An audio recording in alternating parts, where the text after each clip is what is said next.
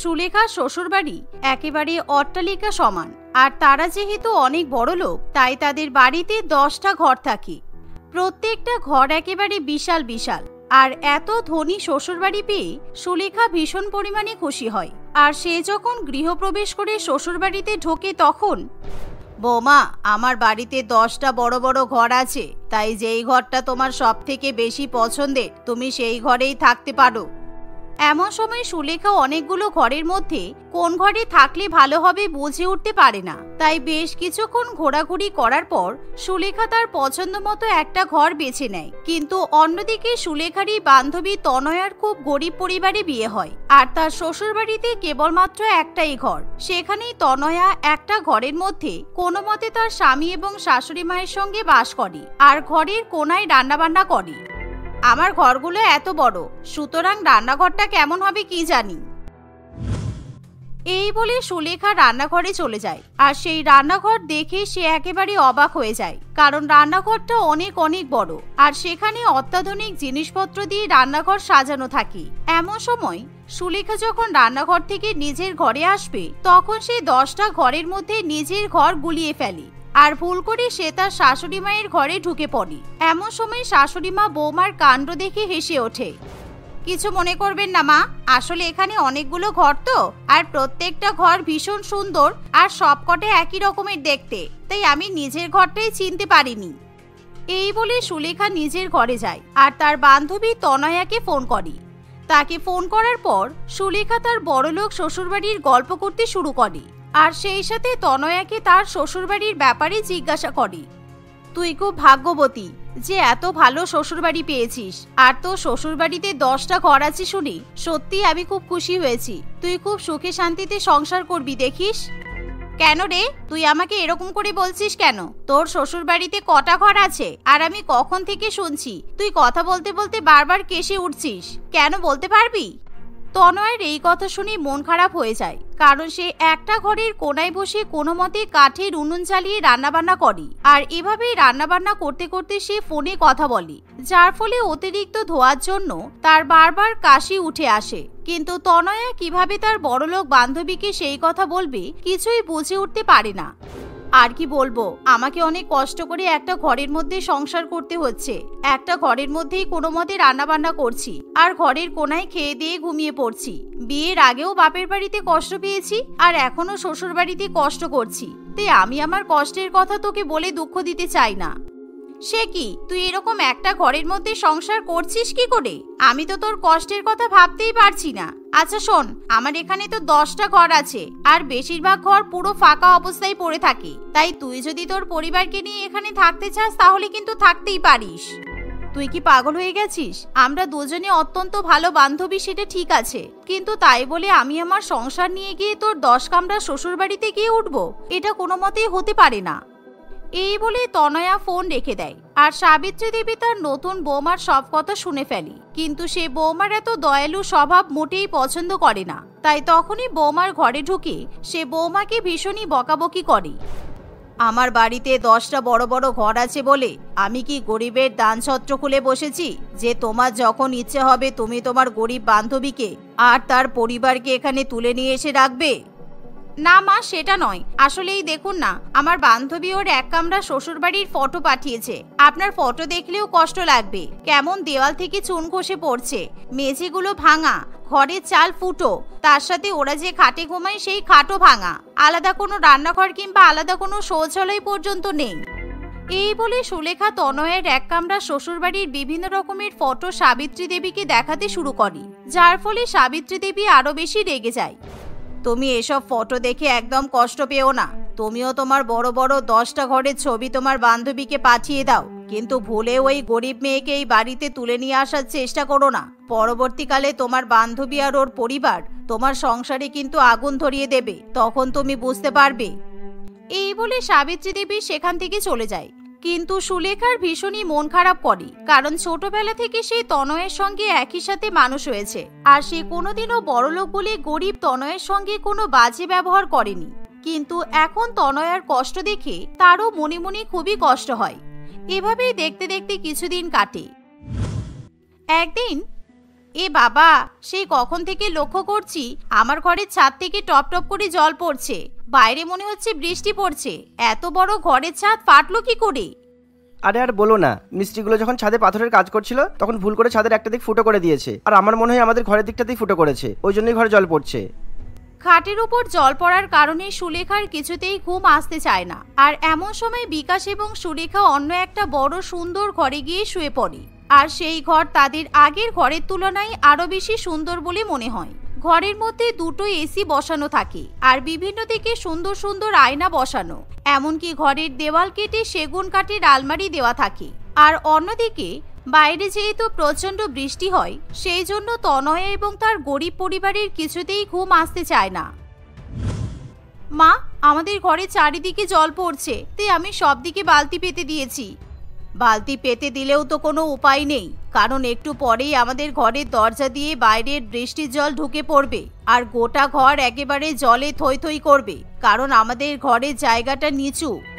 টুসি দেবী এই কথা বলতে বলতেই বাইরে থেকে বৃষ্টির জল তাদের ঘরে ঢুকে আসে, আর হাঁটু পর্যন্ত ঘরের মধ্যে জল জমে যায়। এরকম জলের মধ্যে তাদেরকে সারা রাত বসে থাকতে হয়। কিন্তু অন্যদিকে সুলেখা এবং তার স্বামী সোনার পালঙ্কে শুয়ে থাকে, তবুও যেন সুলেখার ঘুম আসতে চায় না।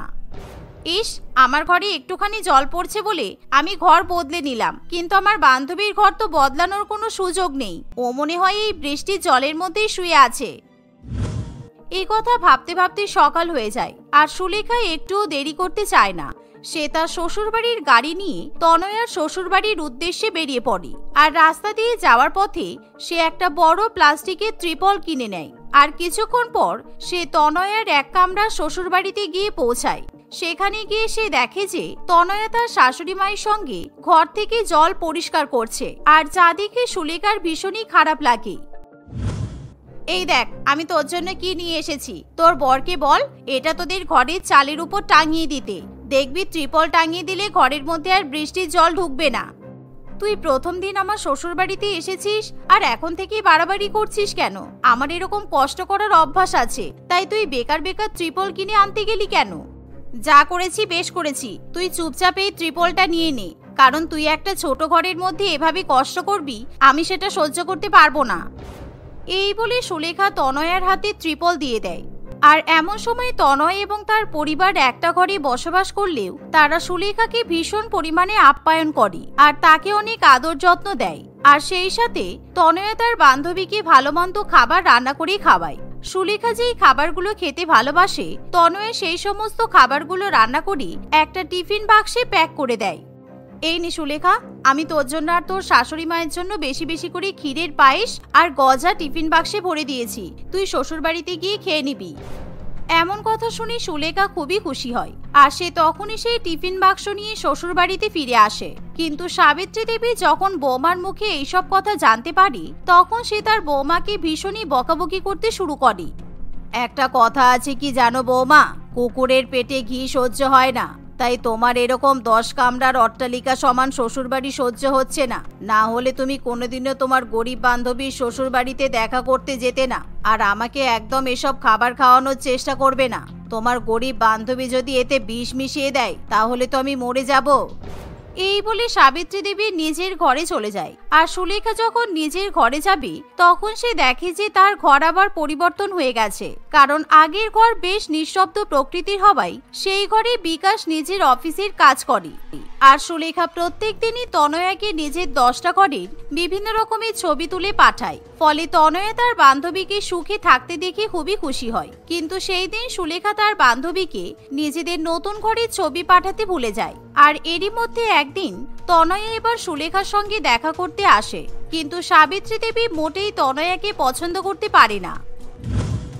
তনয়া, তুই এখানে বসে পড়, আমি তোর জন্য রান্নাঘরে গিয়ে ভালো করে চা জল খাবার বানিয়ে নিয়ে আসছি। তুই এই প্রথম আমার শ্বশুর বাড়িতে এসেছিস, তাই তুই না খেয়ে কিন্তু একদমই যেতে পারবি না। আরে তুই ব্যস্ত হোস না, প্রত্যেকদিন তোর 10 কামরা শ্বশুর বাড়ির ফটো দেখি তো, তাই আজকে ভাবলাম নিজের চোখে তোর শ্বশুর বাড়িটা দেখবো, সেই জন্য আমি চলে এলাম।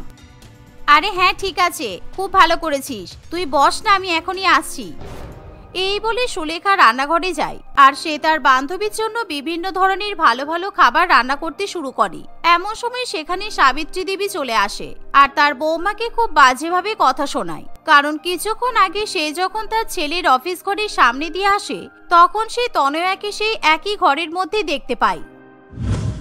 আমার খুব বাথরুম পেয়েছে, কিন্তু সুলেখা শ্বশুরবাড়িতে 10টা ঘরের মধ্যে কোনটা বাথরুম আর কোনটা থাকার ঘর কি করে বুঝবো? কারণ আমার সবটাই এক রকমের বলে মনে হচ্ছে, কিন্তু এখন আর বাথরুম চেপে বসে থাকতে পারছি না। এই কথা বলে তনয়া অত বড় অট্টালিকা সমান বাড়িতে বাথরুম খুঁজতে শুরু করে আর এমন সময় সে 10টা ঘরের মধ্যে গুলিয়ে ফেলে। তখনই ভুলবশত সে বিকাশের অফিস ঘরের মধ্যে ঢুকে পড়ে আর সে ভাবে হয়তো সেটাই সুলেখার থাকার ঘর। দাদা, আমাকে ক্ষমা করবেন, আমি বুঝতে পারিনি যে আপনি এখানে কাজ করছেন। আমি ভেবেছি এটাই হয়তো সুলেখার থাকার ঘর। এমন সময় সাবিত্রী দেবী তনয়াকে যখন তার ছেলের সঙ্গে কথা বলতে দেখে তখনই সে বৌমার কানে বিষ ঢালার সুযোগ পেয়ে যায়। তাই সে ছুটে রান্নাঘরে যায় আর সেই ব্যাপারে তার বৌমাকে একেবারে রং চড়িয়ে কথা বলতে শুরু করে। নিজের স্বামী আর বান্ধবীর নামে এরকম কথা শুনে সুলেখা কিছুতেই সহ্য করতে পারে না। সে তার বান্ধবীর উপর খুবই রেগে যায় আর সে তখনই তার স্বামীর অফিস ঘরে গিয়ে দেখে যে সেখানে তনয়া এবং তার স্বামী গল্প করছে। তনয়া, তুই এত খারাপ নিয়ে আমি ভাবতে পারিনি। আমি তোকে বলেছিলাম বারান্দায় বসে থাকতে আর তুই সোজা আমার স্বামীর অফিস ঘরে চলে আসলি। এবার আমি বুঝতে পারছি তোর মনে হয় আমার এই 10 কামরার শ্বশুর বাড়িতে উঠে আসার খুব ইচ্ছা হয়েছে, তাই তুই আমার সংসার ভেঙে দিতে চাইছিস। তুই এখনই আমার শ্বশুর বাড়ি থেকে বেরিয়ে যা। তোর জন্য ওই গরিব 1 কামরার শ্বশুর বাড়ি ঠিক আছে, আমি তোকে দয়া দেখিয়ে ভুল করে ফেলেছি। এমন কথা শুনে তনয়ার মাথায় আকাশ ভেঙে পড়ে। সুলেখা, তুই আমাকে ভুল ভাবছিস। তুই মনে কর তুই আমাকে এই ঘরের ছবি পাঠিয়ে বলেছিলিস যে এটা তোর থাকার ঘর, সেই জন্য আমি এই ঘরে ঢুকে এসেছি। কিন্তু আমি কি করে বুঝবো বল যে তোর স্বামী এই ঘরে অফিস বানিয়েছে আর আমি কোনো খারাপ কাজ করিনি? প্লিজ আমাকে ভুল ভাবিস না। সুলেখা কিছুতেই তার কথা শুনতে চায় না। সে যখন তনয়াকে ঘাড় ধাক্কা দিয়ে বাড়ি থেকে তাড়িয়ে দিতে যাবে এমন সময় বিকাশ সুলেখাকে আটকায়। সুলেখা, তুমি হয়তো ভুলে যাচ্ছ যে তুমি তোমার বান্ধবীর সাথে সাথে তোমার স্বামীকেও সন্দেহ করছো। আর আমি আর তোমার বান্ধবী এমন কোনো খারাপ কাজ করিনি যে তুমি এরকম ভাবে ব্যবহার করবে আমাদের সঙ্গে। ও আমাকে নিজের দাদা বলে সম্বোধন করেছে আর আমি ওকে বোন হিসেবে দেখি, তাই তোমার ওইরকম ভাবে ওভার রিঅ্যাক্ট করার কোনো প্রয়োজন নেই, বুঝেছো? কিন্তু তোমার মা যে বললো তোমরা দুজনেই গল্প করছো, তাহলে আমি কার কথা বিশ্বাস করব? তোমাকে আমার মা যা বলবে তুমি যদি সেগুলো বিশ্বাস করো আর তাতে যদি তোমার সংসার ভেঙে যায় তোমার তাতে কিছু যায় আসে না, তাই তো? তুমি তো খুব ভালো করেই জানো মা তোমার গরিব বান্ধবীকে সহ্য করতে পারে না আর সেই জন্যই তোমাকে মিথ্যা কথা বলেছে।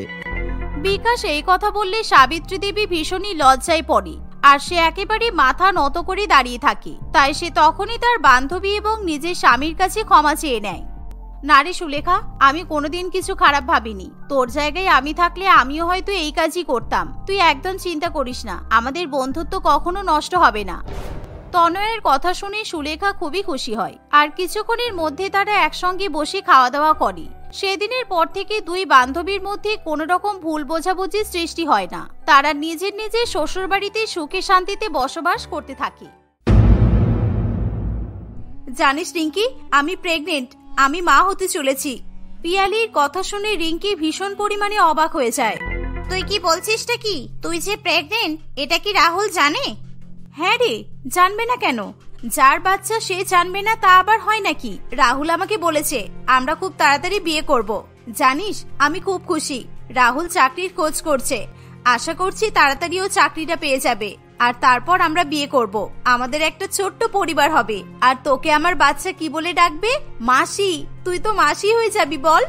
পিয়ালি এভাবেই নিজের স্বপ্ন সাজাতে ব্যস্ত ছিল, কিন্তু অন্যদিকে রিঙ্কির মনের মধ্যে রাগের আগুন জ্বলতে থাকে।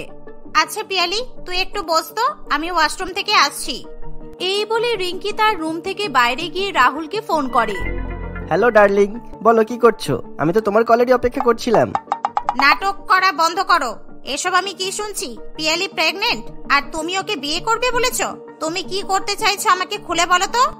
আরে না না রিঙ্কি, তুমি আমাকে ভুল বুঝছো। আসলে আমি একটা ভুল করে ফেলেছি। ভুল করে ফেলেছো মানে?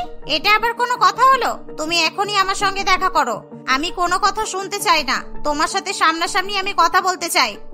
আসলে রিঙ্কি এবং রাহুল দুজনে মিলে পিয়ালিকে ঠকাচ্ছিল। রাহুল এবং পিয়ালি ছোটবেলা থেকে খুব ভালো বন্ধু ছিল।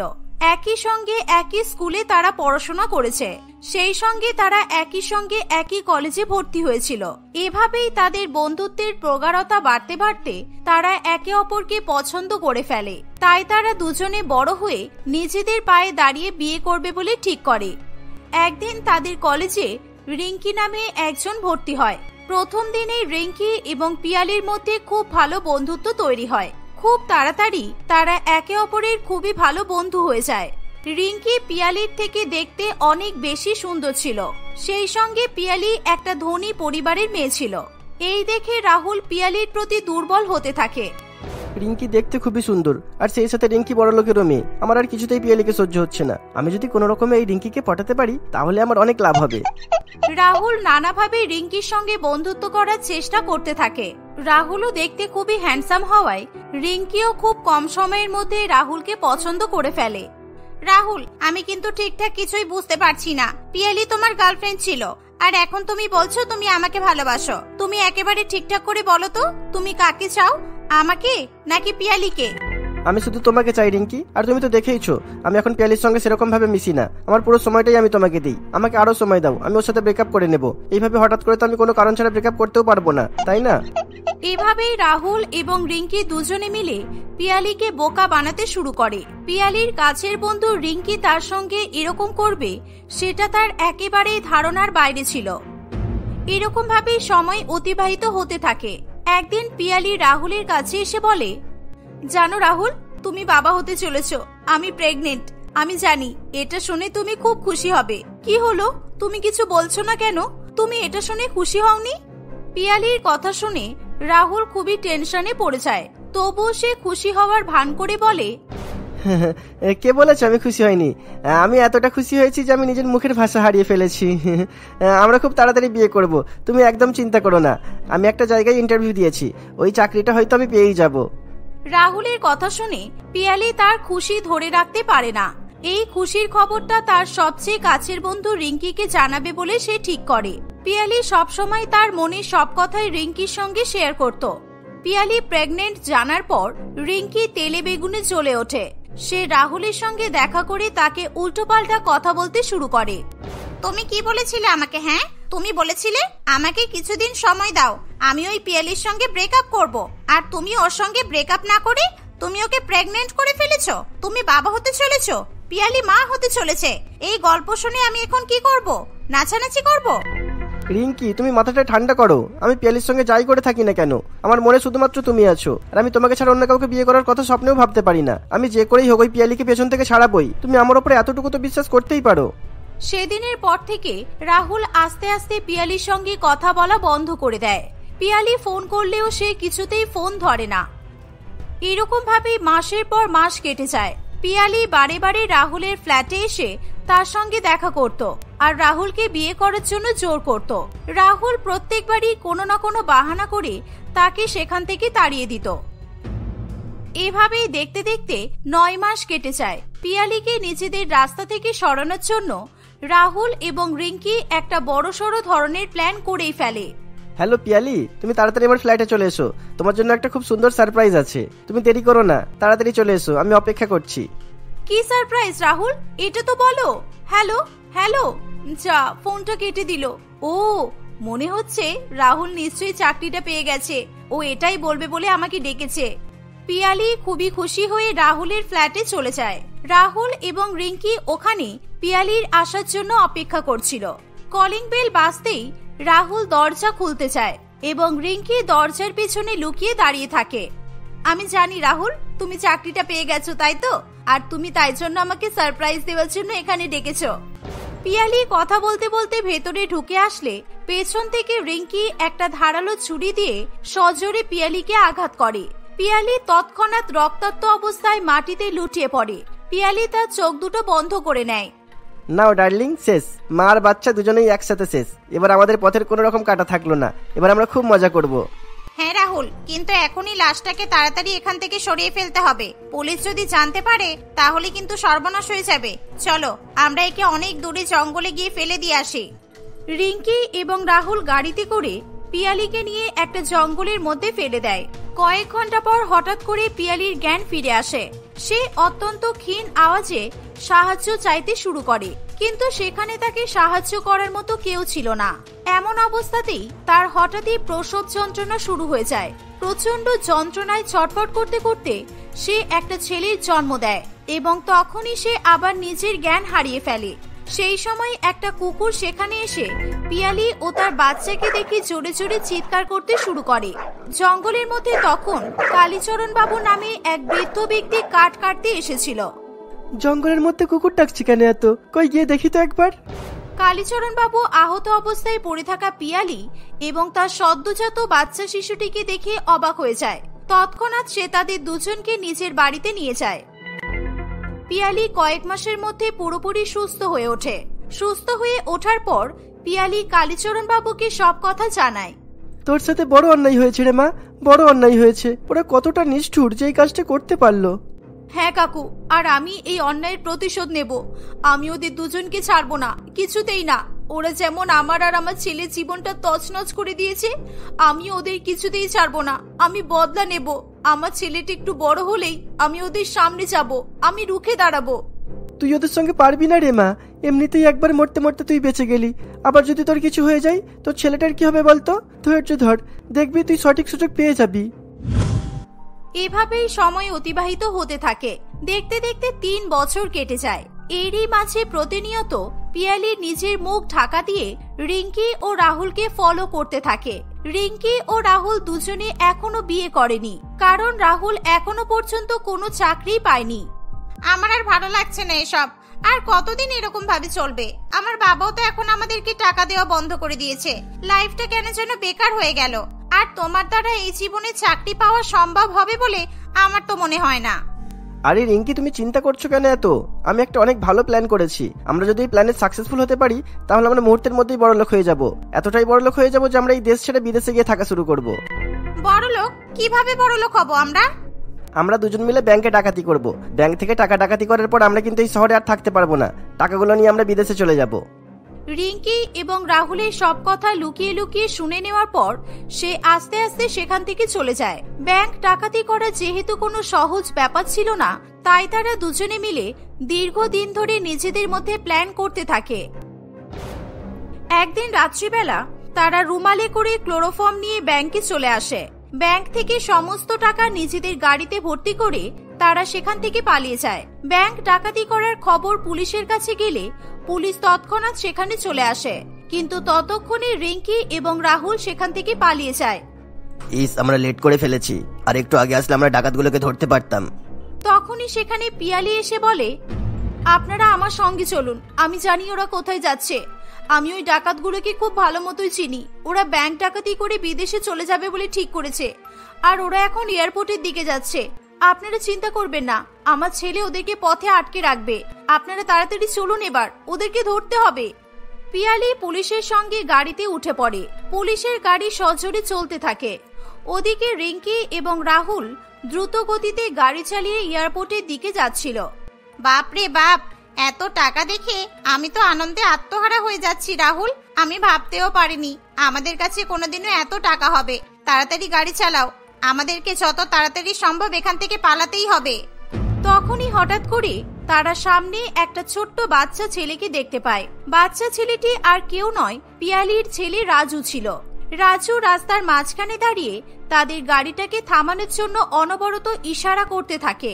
তারা দুজনেই গাড়ি থেকে নেমে আসে, আর তখনই রাজু ভীষণ চালাকি করে তাদের গাড়ির পেছনে গিয়ে গাড়ির দুটো চাকা পাংচার করে দেয়।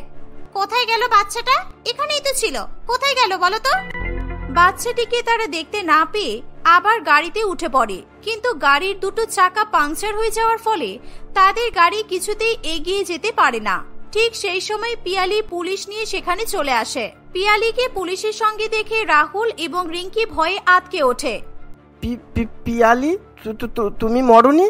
তুমি এখনো বেঁচে আছো? আমরা তো তোমরা তো আমাকে মেরে ফেলেছিলে, কিন্তু আমি তবুও বেঁচে আছি। আমি বেঁচে আছি কেন জানো? শুধুমাত্র প্রতিশোধ নেব বলে। আজকে আমার প্রতিশোধ পূরণ হলো। অফিসার, এদেরকে ধরে নিয়ে যান। পুলিশ রিঙ্কি এবং রাহুলকে ধরে নিয়ে চলে যায়। তাদেরকে উচিত শাস্তি পেতে দেখে পিয়ালি মনে মনে স্বস্তির নিঃশ্বাস ফেলে।